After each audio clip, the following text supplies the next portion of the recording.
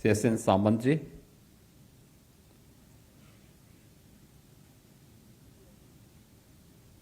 अधीनस्थ सेवा चयन आयोग की परीक्षा में सफल हुए अभ्यर्थियों के नियुक्ति पत्र वितरण के लिए आयोजित आज के समारोह में उपस्थित हमारे सभी नवचयनित लेखा परीक्षक, उनके परिवार के सदस्य और उपस्थित बहनों और भाइयों, मैं सबसे पहले आप सभी नवचयनित लेखा परीक्षकों, जिन्हें सहकारी समितियों के पंचायती लेखा परीक्षक के रूप में और स्थानीय निधि लेखा परीक्षक के रूप में देश के सबसे बड़े राज्य में कार्य करने का अवसर प्राप्त होगा, आप सबको मैं इस पूरी चयन की प्रक्रिया में नियुक्ति पत्र वितरण के लिए आयोजित इस समारोह में हृदय से बधाई देता हूं। आप सबके प्रति मैं अपनी शुभकामनाएं देता हूं। आपके माता पिता, आपके परिवार के सदस्यों, आपके मित्रों, शुभचिंतकों, इन सब का सपना साकार हो रहा है। इस साकार हो रहे सपने के लिए मैं आप सबके प्रति अपनी शुभकामनाएं देता हूं। मैं धन्यवाद देता हूं अधीनस्थ सेवा चयन आयोग को, जिन्होंने इस पूरी प्रक्रिया को पूरी निष्पक्षता के साथ, पूरी पारदर्शिता के साथ संपन्न किया है और आज आप सबको ये नियुक्ति पत्र वितरण के समारोह के साथ जुड़ने का अवसर प्राप्त हो रहा है। आपने बदलते हुए भारत के बदलते हुए उत्तर प्रदेश को देखा है। 2017 के पहले का उत्तर प्रदेश क्या था, 2017 के बाद का उत्तर प्रदेश क्या है, ये किसी से छुपा हुआ नहीं है। लेकिन ये केवल बदलाव किसी एक क्षेत्र में नहीं हुआ, हर एक क्षेत्र में। और जिस क्षेत्र में उत्तर प्रदेश सरकार ने बेहतरीन प्रदर्शन किया है, उसमें सुरक्षा और कानून का राज हो, ये किसी भी सरकार की प्रायोरिटी होती है। लेकिन बेहतर वित्तीय प्रबंधन और वित्तीय अनुशासन, यह भी उत्तर प्रदेश ने इस दौरान करके दिखाया। अगर वित्तीय प्रबंधन नहीं होता, उल जलूल खर्च होता, बिना किसी बजट के पैसे को रेवड़ियों के भाव बांटने की प्रवृत्ति होती, बिना वित्तीय अनुशासन का पालन करते हुए हम अनावश्यक कर्ज लेकर के उत्तर प्रदेश के लोगों को उस कर्ज के बोझ के नीचे दबाए होते, तो आज उस बीमारू राज्य को, जो बीमारू था 2017 के पहले, जिस उत्तर प्रदेश को कोई 2017 में कोई बैंक, कोई वित्तीय संस्थान कर्ज देने को तैयार नहीं था, उस उत्तर प्रदेश को हम आज भारत का रेवेन्यू सरप्लस प्रदेश नहीं बना पाते, नहीं बना पाते। हमने वित्तीय अनुशासन का पालन भी किया है, बेहतर वित्तीय प्रबंधन का काम भी किया है, और इसके लिए वित्त विभाग की टीम, स्थानीय लेखा और पंचायत लेखा से जुड़े हुए जो परीक्षक हैं, वह भी वित्त विभाग की इस टीम का एक इंटरनल पार्ट होने के नाते उन्होंने उस वित्तीय प्रबंधन को बनाने का प्रयास किया, और उसी का परिणाम है कि हम लोगों ने उत्तर प्रदेश की अर्थव्यवस्था को 3 गुना करने में सफलता प्राप्त की, प्रति व्यक्ति आय को 3 गुना करने में सफलता प्राप्त की, उत्तर प्रदेश के बजट को उत्तर प्रदेश के आकार के अनुरूप 3 गुना करने में सफलता प्राप्त की और आज परिणाम है। मुझे याद है 2017 में हमारी नई नई सरकार आई थी। सरकार आने के बाद खजाने में पैसा नहीं था। हमें ढेर सारी चुनाव के दौरान जो बातें कही गई थी उनको आगे बढ़ाना था। मैं भौचक था कि कोई भी बैंक का चेयरमैन या सीएमडी मेरा फोन उठाने को तैयार नहीं था। यानी उत्तर प्रदेश को कर्जा नहीं देना है, क्योंकि उत्तर प्रदेश की छवि 2017 में ऐसी नहीं थी कि उत्तर प्रदेश को लोग कर्जा दे सकें। मैं परेशान था, कैसे चलेगा इतनी बड़ी आबादी का राज्य। और उस समय जब हम लोगों ने फिर कार्य करना प्रारंभ किया, मैंने उसी समय तय किया था कि भाई बैंक से पैसा नहीं लेंगे, किसी वित्तीय संस्थान के सामने नहीं जाएंगे, अपने रिसोर्सेस बढ़ाएंगे, वित्तीय अनुशासन को ठीक करेंगे, बेहतर वित्तीय प्रबंधन का उदाहरण प्रस्तुत करेंगे। परिणाम क्या है? आज उत्तर प्रदेश सरकार कोई बड़ा प्रोजेक्ट लेके आती है। आपने देखा होगा अभी गंगा एक्सप्रेसवे, जो देश का सबसे बड़ा एक्सप्रेसवे, लगभग 600 किलोमीटर लंबा है। जब गंगा एक्सप्रेसवे को हम बना रहे थे तब भी हम लोग बैंक के पास नहीं गए कि हमें कर्जा चाहिए। याद करिए, गंगा एक्सप्रेसवे में कुल 36,000 करोड़ रुपए से अधिक पैसा लगा है। और लगा ही नहीं है, इसके अलावा उसमें 9 इंडस्ट्रियल एंड लॉजिस्टिक हब अलग से विकसित हो रहे हैं। उसके लिए भी लगभग 7,000 एकड़ लैंड अतिरिक्त ली गई है। कुल मिलाकर के अगर आप देखेंगे तो इस पूरे एक्सप्रेस वे पर 42,000 करोड़ रुपए से अधिक खर्च हुए हैं, एक्सप्रेस वे के साथ साथ इंडस्ट्रियल क्लस्टर और लॉजिस्टिक हब के निर्माण के लिए। लेकिन बैंकर्स लाइन लगाए खड़े थे कि साहब हम पैसा देना चाहते हैं, हम पैसा देना चाहते हैं, आप हमारा पैसा लगाइए, हमारा पैसा लगाइए।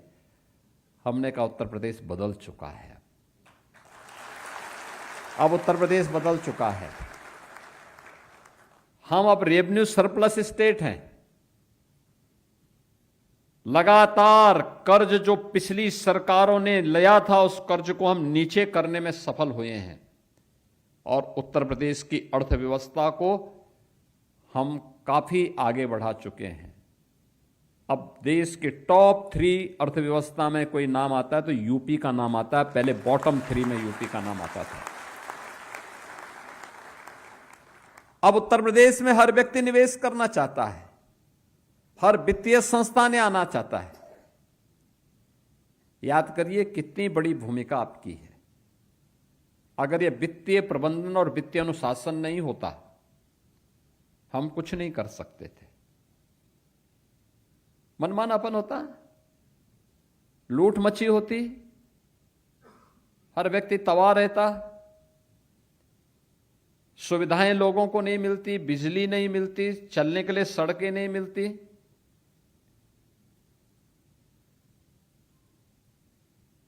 ये वित्तीय अनुशासनहीनता और कुप्रबंधन का इससे ज्यादा विभत्स दृश्य क्या होगा? आप लखनऊ में जब यहां से निकलते होंगे, सामने एक बिल्डिंग, ऊंची बिल्डिंग दिखाई देगी आपको, उसको कहते हैं जेपीएन सेंटर। इमरजेंसी के खिलाफ जिस महापुरुष ने शंखनाद करके भारत के लोकतंत्र की बहाली के लिए अपना योगदान दिया था, ऐसे जयप्रकाश नारायण जी के नाम पे वो सेंटर 2017 के पहले समाजवादी पार्टी की सरकार में बनना प्रारंभ हुआ। लागत थी 200 करोड़, खर्च हो गए 860 करोड़। और अभी भी अधूरा।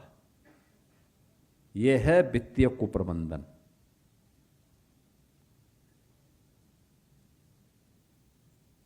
पैसा किसी व्यक्ति और सरकार का नहीं, पैसा है राज्य की जनता का।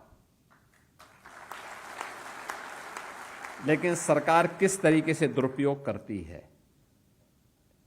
यानी इतना भारी भरकम पैसा खर्च होने, जहां 200 करोड़ खर्च होने थे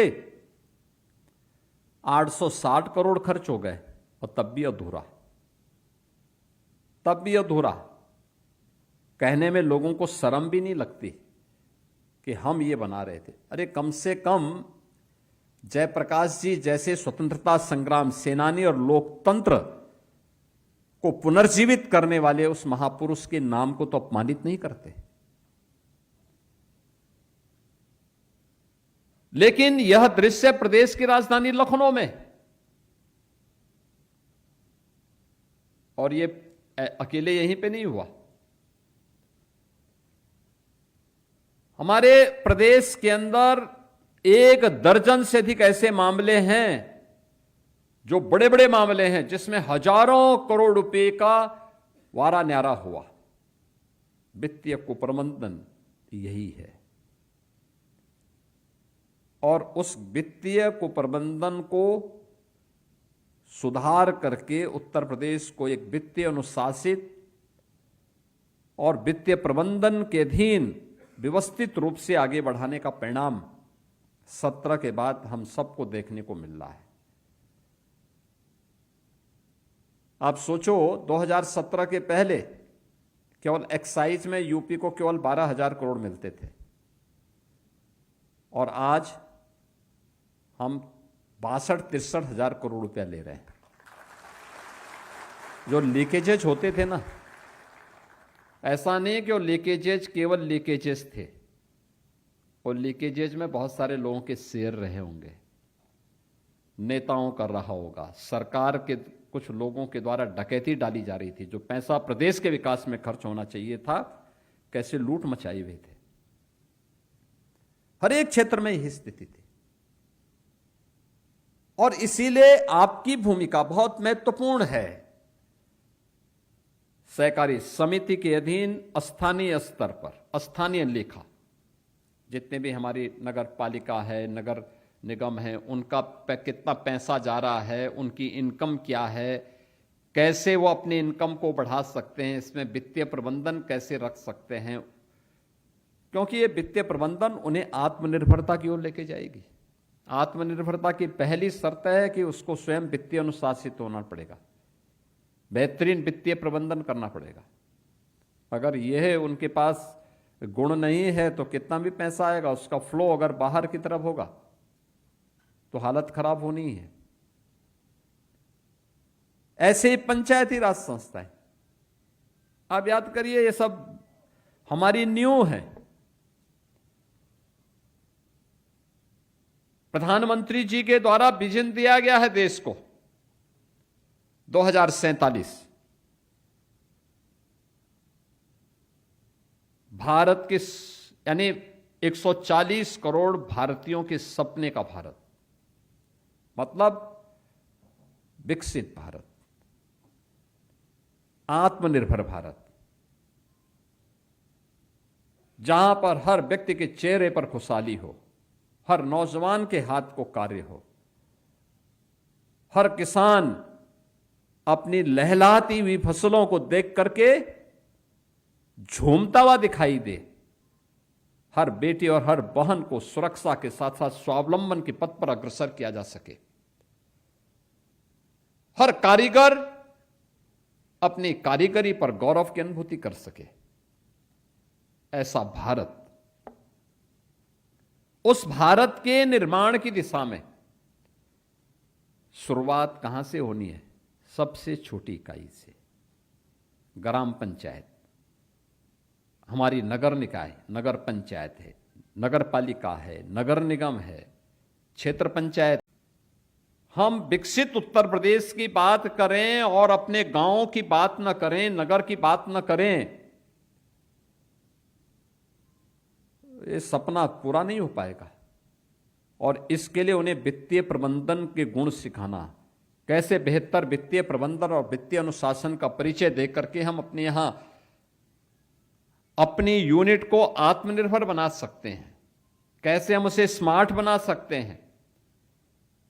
ये इंटरनल ऑडिट के रूप में आपकी एक बड़ी भूमिका वहां पर हो सकती है। कभी कभी ऑडिटर जो होते हैं ना, वो कभी कभी स्वयं भी मनमाना करने लगते हैं, उससे बचना, सही को सही और गलत को गलत, और उनको सही सुझाव भी देना, क्या उनको करना है, कैसे कर सकते हैं, आय और व्यय में संतुलन कैसे बनाए रखा जा सकता है। ये सभी बातों को बेहतर तरीके से अगर आप बता पाएंगे तो नींव हमारी मजबूत होगी, और विकसित भारत और आत्मनिर्भर भारत की नींव मजबूत होगी तो विकसित उत्तर प्रदेश की संकल्पना को आगे बढ़ाने में कोई समस्या नहीं। और यह कार्य आपका है, यही दायित्व है, इसी की आपको ट्रेनिंग मिलनी है। आपने देखा होगा ये 500 जो लेखा परीक्षक चयनित हुए हैं, आप में से एक भी व्यक्ति ने, किसी ने भी सिफारिश नहीं की होगी, किसी ने भी नहीं। मैं मंच पे जो 2 लोग शाहजहांपुर के थे उनको इसलिए बोल रहा था क्योंकि वित्त मंत्री उन्हीं के क्षेत्र के थे, लेकिन वित्त मंत्री को भी नहीं पता होगा कि हमारे शाहजहांपुर के किसी व्यक्ति का चयन हो रहा है, क्योंकि वो उतना गोपनीय होता है, किसी को नहीं पता होता है। पूरी प्रक्रिया इतनी गोपनीय होती है कि मुझे भी नहीं पता होता है, वित्त मंत्री को भी नहीं पता होता है, एडिशनल चीफ सेक्रेटरी वित्त को भी नहीं पता होता है। पूरी प्रक्रिया इतनी गोपनीय तरीके से, ट्रांसपेरेंट और पारदर्शी तरीके से संपन्न की जाती है। आप सब 500 लोग यहां बैठे हैं। अधीनस्थ सेवा चयन आयोग ने जिन्होंने इस पूरी प्रक्रिया को संपन्न किया, उसके चेयरमैन यहां बैठे हैं। आप में से कोई जानता भी नहीं होगा कि ये चेयरमैन है, और उनके नेतृत्व में इस पूरी प्रक्रिया को उसी के तहत वो किया गया, संपन्न किया गया, और परिणाम है आज आपको नियुक्ति पत्र वितरित हो रहे हैं। क्या जितने भी अभ्यर्थी रहे होंगे, जो भी एप्लीकेंट रहे होंगे, उन सबको लगा कि हां प्रक्रिया बहुत पारदर्शी है। जब प्रक्रिया पारदर्शी है तो किसी को कंप्लेंट करने की आवश्यकता भी नहीं पड़ी। जब किसी को कंप्लेंट करने की आवश्यकता नहीं पड़ी तो न्यायालय को स्टे करने का भी आवश्यकता नहीं पड़ी। 17 के पहले ऐसा नहीं था। देखिए 17 के पहले होता क्या था, कोई परीक्षा होनी है, वो कोई भी हो, नीट के नाम पर जो उस समय की यहाँ पे मेडिकल की परीक्षा, मेडिकल इंट्रेंस की होती थी, इंजीनियरिंग कॉलेजेस में होती थी, या किसी भी अन्य कोई भी नियुक्ति से जुड़े हुए अधीनस्थ सेवा चयन आयोग का हो, उत्तर प्रदेश लोक सेवा आयोग का हो। उत्तर प्रदेश में माध्यमिक शिक्षा चयन आयोग, उच्चतर शिक्षा चयन आयोग या पुलिस भर्ती की कोई भी परीक्षा होती थी, सबसे पहला तो काम क्या होता था, पेपर बनते समय ही वो लीक हो जाता था। जो बचा रहता था वह चाचा भतीजे की जोड़ी पूरी कर देती थी। कोई गुंजाइश छोड़ते नहीं थे, हर एक जगह से कुछ ना कुछ सोची जाती थी, और बाकी जो कुछ बचता था तो भाई चेयरमैन तो सबके बॉस हो गए, तो उस पूरा की पूरी वो कहता था कि अगर फलानी जगह से इतनी सूची आई तो उसका 10 गुना मैं भी कर लेता हूं। होता क्या था, 50 सीट होती थी, वो पता लगा कि 75 लोगों को भर्ती कर दे रहे हैं। अब फिर वो भी एक नया विवाद, फिर कोर्ट को स्टे करना होता था। सफर कौन करता था? यूपी का नौजवान सफर करता था, यूपी का नौजवान। आज आपने देखा होगा इस परीक्षा में हर जाति, हर क्षेत्र, हर संप्रदाय, हर मजहब से जुड़े हुए लोग यहां चयनित होकर के आए। हमारे तो गोरखपुर का भी एक सरदार नौजवान ऑडिट बना है, गोरखपुर का है। लखनऊ की एक बेटी का चयन हुआ है, वो मुस्लिम है।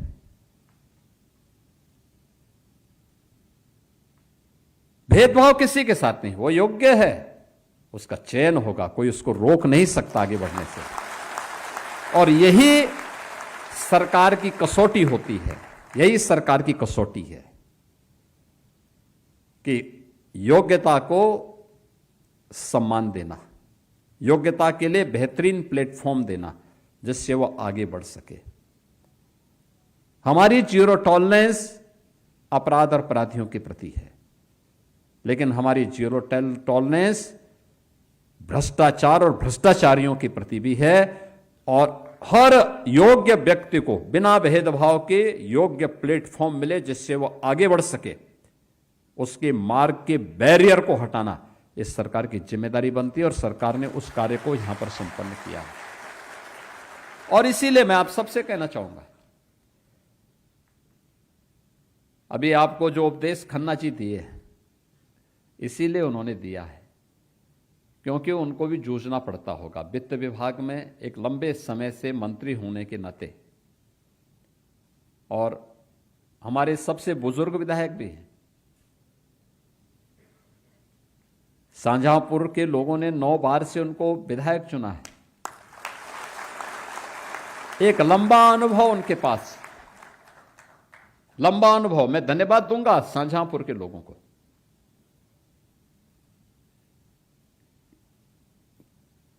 क्योंकि उनके इस अनुभव का लाभ शाहजहांपुर को मिलता है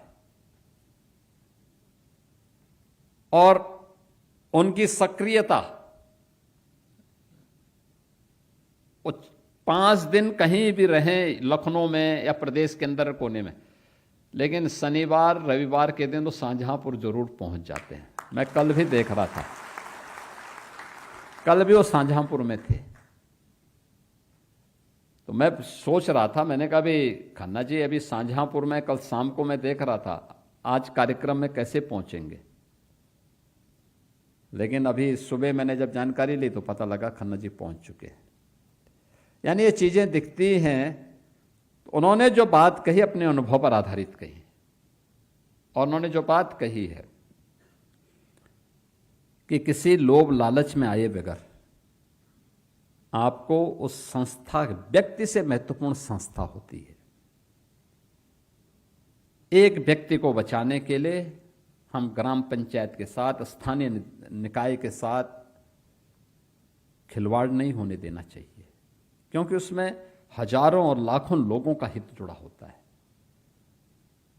अगर व्यक्ति गलत किया है तो उसके खिलाफ आपको लिखना चाहिए, और नहीं किया है बिना किसी दबाव में उस कार्य को गलत तरीके से भी नहीं रेखांकित करना चाहिए, और अपने सुझाव भी देने चाहिए कैसे ठीक हो सकता है।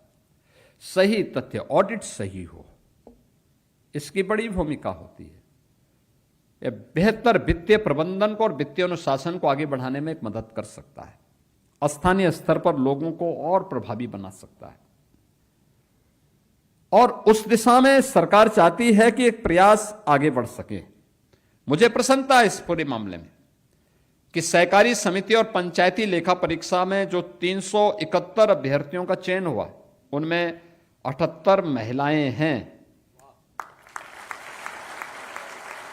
और स्थानीय निधि लेखा परीक्षा में कुल 124 में से 25 बेटियों ने स्थान प्राप्त किया है। ये चीजें बढ़ती हैं कि अब उस सेक्टर में भी अच्छा रुझान बेटियों के लिए है, और उन्होंने उस स्थान को वहां बनाया है। मैं आज के इस अवसर पर आपसे यही कहूंगा कि विकसित भारत के संकल्पना को आगे बढ़ाने के लिए हम सबको मिलकर के एक विकसित उत्तर प्रदेश के निर्माण में अपना योगदान देना है। जिस निष्पक्ष और पारदर्शी तरीके से सरकार आपको नौकरी उपलब्ध करवा रही है, आज उसी का परिणाम है। हम 9 लाख से अधिक लोगों को नौकरी दे चुके हैं। कल भी हम लोगों ने नियुक्ति पत्र दिए थे। लगातार पिछले 1 महीने में चौथा या 5वां नियुक्ति पत्र वितरण का कार्यक्रम है। ये लगातार चलेगा। 9 लाख से अधिक भर्ती हम कर चुके हैं सरकारी नौकरियों में।